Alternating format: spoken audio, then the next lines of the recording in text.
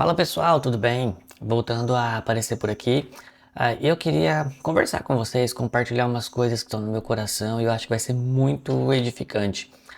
Quando nós começamos a nossa vida com Deus, nós começamos animados, motivados, sinceros, e é natural ou normal que no decorrer da caminhada a gente possa perder o foco, se distrair ou até mesmo permitir que o nosso coração seja mudado sem se dar conta disso.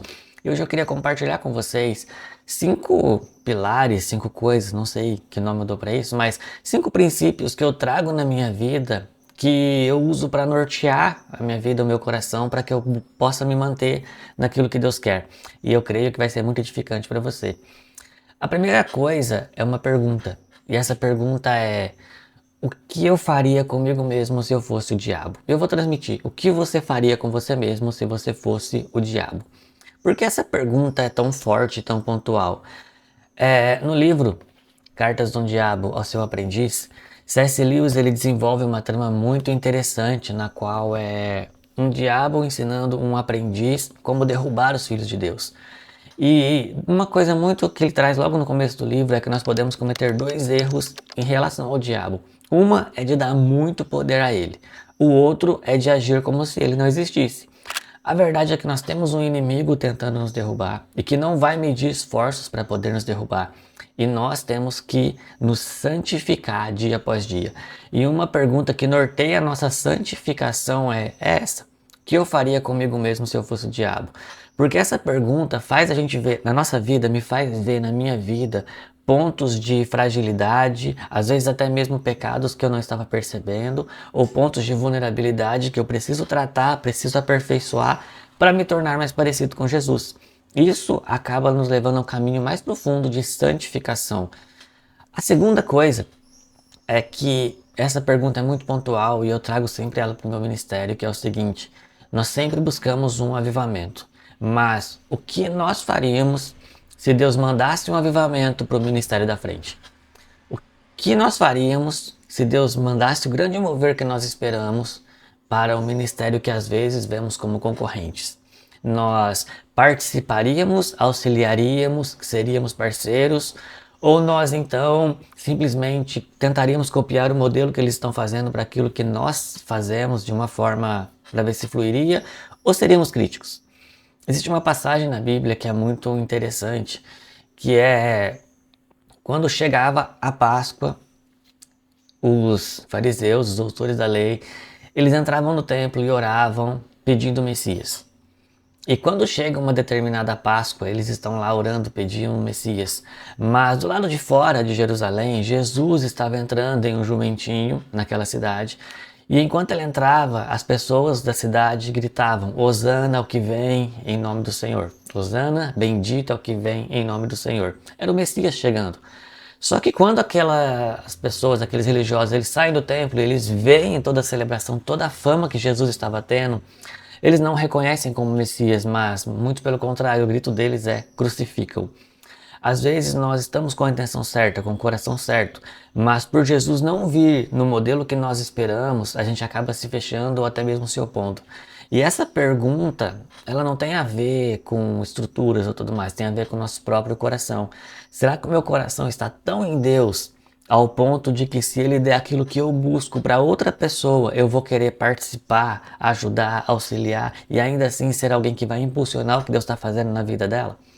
Isso norteia muito o nosso caráter, nosso coração e principalmente a motivação correta daquilo que nós fazemos. Sabe, agora existe um terceiro ponto. E esse terceiro, geralmente, as pessoas que caminham comigo já me ouviram falar. Eu aprendi isso no livro Uma Força em Movimento, do Erwin McManus, que ele vai falar sobre a espiritualidade que transforma a cultura. Esse princípio é: deixe seu altar queimar. Deixa queimar. O que isso quer dizer? Se você for ver uma passagem na Bíblia onde Elias vai desafiar os profetas de Baal, você vai ver que antes dele fazer a oração, ele vai construir um altar. Ele pega 12 pedras, coloca as pedras, pega a madeira, coloca a madeira, faz o sacrifício, pega a água, coloca a água. Ele faz até um corredor de água em volta do altar. Só que quando o fogo desce, a primeira coisa que o fogo consome não é o sacrifício, é o altar. E isso quer dizer o seguinte, às vezes nós recebemos uma visão de Deus, recebemos um projeto de Deus, recebemos uma, literalmente uma estratégia de Deus para que nós possamos agir e consumir. E nós nos apegamos tanto à estrutura que nós estamos construindo, que nós impedimos que ela seja queimada. E aí, já dizia Danduque, que se nós queremos o avivamento, nós queremos o fogo de Deus. Sem sacrifício não há fogo e sem fogo não há glória. Então o fogo ele vem para queimar alguma coisa.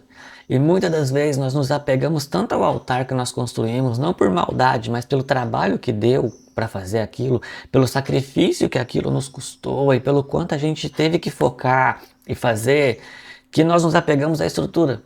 E quando Deus vem de uma forma que Ele quer se manifestar de uma forma tão sobrenatural, a nossa estrutura, ao invés dela servir para impulsionar o mover de Deus, ela acaba servindo para limitar a Deus aquilo que Ele estava fazendo.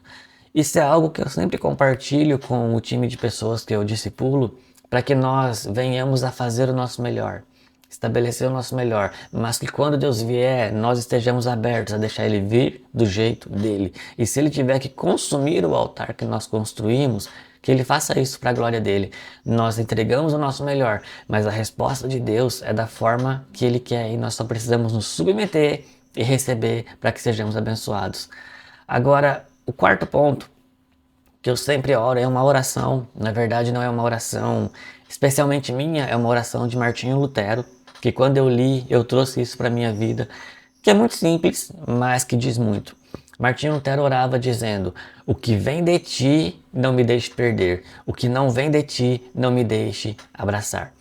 Essa é uma oração simples, mas é forte. E eu repito ela constantemente na minha vida. Deus, o que vem de ti, não me deixa perder. Mas o que não vem de ti, não me deixa abraçar. A grande verdade é que nosso maior desafio, os nossos maiores erros, não estão nas portas erradas que nós entramos, mas nas portas que pareciam certas, mas que não eram o propósito de Deus. Existem coisas que quando a gente começa a caminhar com Deus e ter mais maturidade, a gente começa a entender que não se trata mais de se isso é certo, se isso é errado, se convém, se não convém, mas se isso está alinhado com o propósito de Deus para a nossa vida naquele momento. E isso a gente faz entender porque nem tudo que é bom é para nós. E nem tudo que nós temos que fazer, nós vamos nos sentir bem. Às vezes nós temos uma caminhada de renúncia. Só que a verdade é que tudo que Deus tem para nós vai nos beneficiar ao longo do tempo. O propósito de Deus é o melhor lugar para a gente viver. O centro da vontade de Deus é o único lugar onde a gente vai se realizar de verdade. Então essa oração, o que vem de ti, não me deixe perder, e o que não vem de ti, não me deixe abraçar, é justamente algo que vem para pedir o discernimento de Deus nas decisões que nós temos que tomar e muitas vezes não temos a sabedoria necessária. Isso eu repito constantemente. E o último ponto, eu espero que possa abençoar muito a sua vida, e esse é essencial, eu também espero que você faça essa oração, é: Deus, eu não sei, não entendo por completo o que você está fazendo na história agora, mas eu quero fazer parte e não me deixe de fora. Não sei você, mas eu tenho um desejo no meu coração. Não importa como, o jeito ou a forma, eu não quero ficar de fora daquilo que Deus está fazendo. E se você tem esse desejo no seu coração de não querer ficar de fora do que Deus está fazendo, então vamos caminhar junto, vamos descobrir isso junto, e eu espero que esse vídeo possa ter abençoado vocês e nós possamos juntos nos tornar aquilo que Deus nos chamou para ser, amém? Deus abençoe vocês, tamo junto e vamos que vamos.